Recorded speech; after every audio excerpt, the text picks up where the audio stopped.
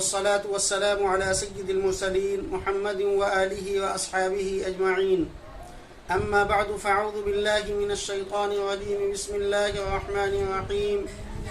يا أيها الذين آمنوا إذا نودي للصلاة من يوم الجمعة فاسعوا إلى ذكر الله وذروا البيع ذلكم خير لكم إن كنتم تعلمون. محترم حضرات، قرآن پاک کی یہ آیت جو آپ کے سامنے تلاوت کی گئی، اس آیت کے اندر اللہ تعالیٰ نے جمعے کے دن کی اہمیت کو اور اس کی فضیلت کو بیان فرمایا ہے. جمعہ یہ آج سے نہیں بلکہ اللہ کے نبی صلی اللہ علیہ وسلم کے زمانے سے پہلے اس دن کی زمانے جاہلیت کے اندر بھی بڑی اہمیت تھی. یہ وہ دن ہے کہ جس میں اللہ کے نبی صلی اللہ علیہ وسلم سے پہلے عرب کے اندر ایک شخص تھے کعب بن لؤی. اس دن وہ اپنے قبیلے کے لوگوں کو جمع کیا کرتے تھے اور ان کے سامنے وعظ و نصیحت کیا کرتے تھے. اور اس کی اہمیت اور اس کی فضیلت کا اندازہ آپ اس سے لگا سکتے ہیں کہ قرآن کریم کے اندر کسی دن کا اللہ تعالیٰ نے نام نہیں لیا ہے. نہ یوم الاحد کا نام آتا ہے، صرف یوم السبت کا نام آتا ہے، یعنی سنیچر کے دن کا. یوم الاحد، یوم السبت، یوم الثلاثاء، یوم الاربع، یوم الخمیس، یوم الجمعہ. تو 7 دن ہفتے کے اندر اللہ تعالیٰ نے بنائے، لیکن ان 7 دنوں میں 2 دن کے علاوہ کسی دن کا نام قرآن پاک کے اندر نہیں ملتا ہے. تو جمعے کے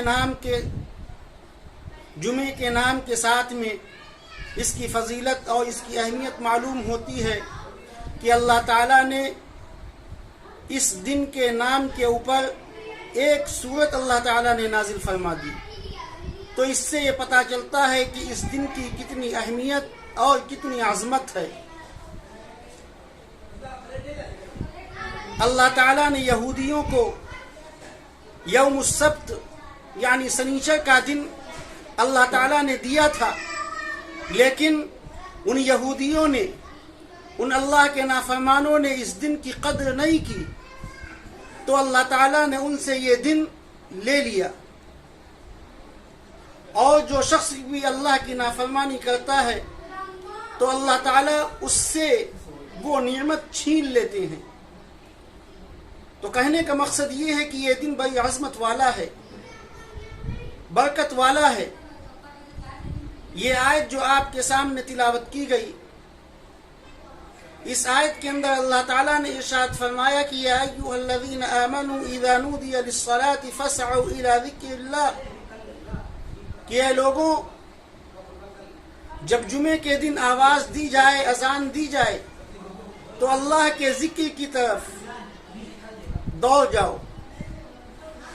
اپنے کاموں کو چھوڑ دو، تجارت کو چھوڑ دو، زراعت کو چھوڑ دو، دکان کو چھوڑ دو، مکانوں کو چھوڑ دو، بیوی اور بچوں کو چھوڑ دو، صرف اور صرف اللہ کی طرف دوڑ جاؤ. فاسعوا الی ذکر اللہ وذروا البیع، اپنے کاروبار کو خیر بات کہہ دو. ذالکم خیر لکم ان کنتم تعلمون، اور یہ تمہارے لیے بہتر ہے اگر تم جانتے ہو.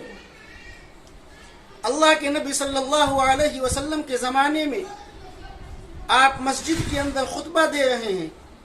ایک قبیلہ آتا ہے اپنے جانوروں کی خرید و فروخت کے لیے.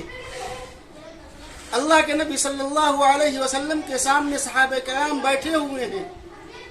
آپ منبر کے اوپر خطبہ دے رہے ہیں، اور جب اس کی بھیڑ اور بکریاں بکنے لگیں، جب وہ قبیلہ آیا اپنے سامان تجارت کو بیچنے کے لیے، تو وہ لوگ جو مسجد کے اندر بیٹھے ہوئے تھے وہ سب کے سب اللہ کے نبی کو چھوڑ کر کے اس خرید و فروخت کے اندر لگ گئے.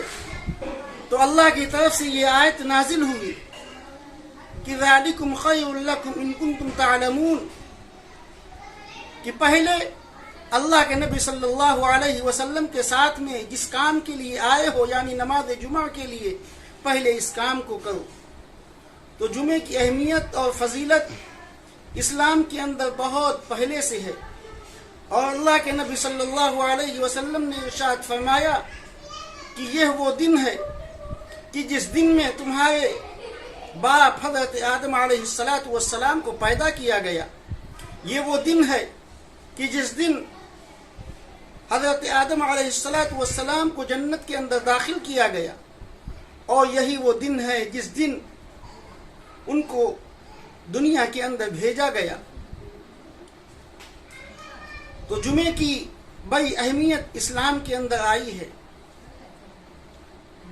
اللہ کے نبی صلی اللہ علیہ وسلم نے ارشاد فرمایا کہ جب کوئی شخص ایک جمعہ چھوڑ دیتا ہے اور یہاں تک کہ چھوٹتے چھوٹتے اس کے 3 جمعے ہو جاتے ہیں تو اللہ تعالیٰ اس کے دل کے اوپر مہر لگا دیتا ہے، خیر کی بات بھلائی کی بات اس کے دل تک نہیں اترتی ہے۔ اور اسی طریقے سے آپ صلی اللہ علیہ وسلم نے ارشاد فرمایا کہ جب بندہ جمعے کی نماز ادا کر لیتا ہے تو پچھلے جمعے سے اور اس جمعے تک جتنے اس کے گناہ ہوئے ہیں اللہ تعالیٰ اس جمعے کی برکت سے اللہ تعالیٰ اس کے گناہوں کو معاف کر دیتا ہے۔ اب جمعے کے دن ہمیں اور آپ کو چاہیے کہ غسل کرے، مسواک کرے، اچھے کپڑے پہنے، وقت سے پہلے مسجد کے اندر پہنچیں اور امام کے سامنے بیٹھ کر کے خطبہ سنیں۔ ہمارا حال تو یہ ہے کہ اذان ہو جاتی ہے، خطبے کے لیے امام منبر کے اوپر بیٹھ جاتا ہے، لیکن ہم سب سے بعد میں مسجد کے اندر پہنچتے ہیں۔ امام الانبیاء حضرت محمد مصطفیٰ صلی اللہ علیہ وسلم نے ارشاد فرمایا اذا دخل احدكم المسجد والامام على المنبر فلا صلاة ولا كلام حتى يفرغ الامام، کہ جب تم میں سے کوئی شخص مسجد کے اندر داخل ہو اس حال میں کہ امام منبر کے اوپر بیٹھ چکا ہے تو اس کو چاہیے کہ وہ خاموشی کے ساتھ بیٹھا رہے، بیٹھ جائے۔ اس وقت نہ اس کو نماز پڑھنے کی اجازت ہے اور نہ اس کو بات کرنے کی اجازت ہے۔ تو ہمیں چاہیے کہ اس کی اہمیت کو اور اس کی عظمت کو ہم اپنے دلوں کے اندر بٹھائیں۔ یہ وہ دن ہے کہ جس دن دعائیں قبول ہوتی ہیں۔ اللہ کے نبی صلی اللہ علیہ وسلم نے ارشاد فرمایا کہ یہ قبولیت کا دعا کی قبولیت کا دن ہے۔ اب علماء کا ائمہ کا اس میں اختلاف ہے کہ وہ کون سا وقت ہے۔ تقریباً 40 اقوال اس سلسلے میں آتے ہیں، لیکن حضرت امام اعظم ابو حنیفہ رحمۃ اللہ علیہ نے یہ ارشاد فرمایا کہ سب سے بہتر جو وقت ہے دعا کی قبولیت کا اس دن وہ عصر کے بعد سے لے کر کے مغرب کا وقت ہے، کہ انسان اس وقت میں جو بھی مانگے گا اللہ تعالیٰ اس کو وہ چیز عنایت فرمائیں گے۔ اور بعض لوگوں نے لکھا ہے کہ دعا کی قبولیت کا وقت پورا دن ہے جمعے کا، اور بعض لوگوں نے یہ بھی کہا ہے کہ دعا کی جو قبولیت کا وقت ہے اس دن وہ اس وقت سے جب امام منبر کے اوپر بیٹھتا ہے اور نماز کے ختم ہونے تک۔ اور بعض لوگوں نے یہ بھی کہا ہے کہ جس وقت امام خطبہ دے رہا ہوتا ہے یہ دعا کی قبولیت کا وقت ہوتا ہے۔ اور بعض لوگوں نے یہ بھی کہا ہے کہ جس وقت امام دونوں خطبوں کے درمیان میں بیٹھتا ہے تو یہ دعا کی قبولیت کا وقت ہے۔ تو ہمیں اور آپ کو چاہیے کہ پورا دن اس دن میں پورا دن ہم اللہ سے دعائیں کریں، اللہ تعالی ہماری دعاؤں کو قبول کرے گا۔ آپ سے درخواست ہے کہ اس دن کی اہمیت کو سمجھیں۔ اللہ تعالی ہم سب کو اس پر عمل کی توفیق نصیب فرمائے۔